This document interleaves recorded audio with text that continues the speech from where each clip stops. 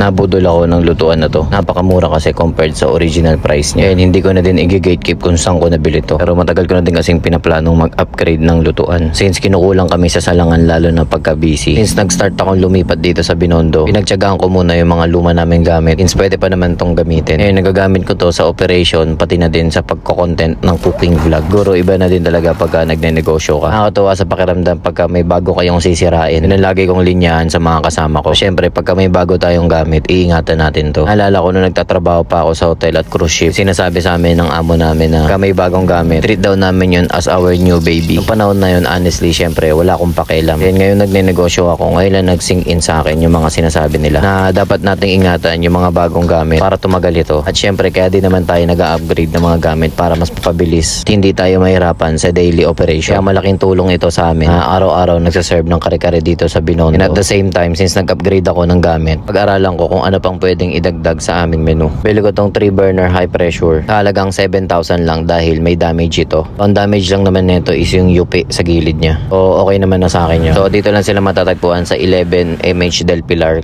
Caloocan City. Pagka nasa 3rd Avenue na kayo papuntang Monumento, kakanan na kayo dyan. Diretsuin nyo lang yan, then kalawa kayo ng MH Del Pilar. So Waze and Google Maps din naman siguro to, kaya i-check nyo na lang din. Hindi ko lang sure kung merong warranty yung mga binibenta nila since mura ito. I-double check nyo na lang din sa may-ari. Kaya kung magsisimula ka magnegosyo ngayong 2025, naghahanap ka ng mga murang bilihan ng mga equipment, pwede to. O siya, kita-kits, bye!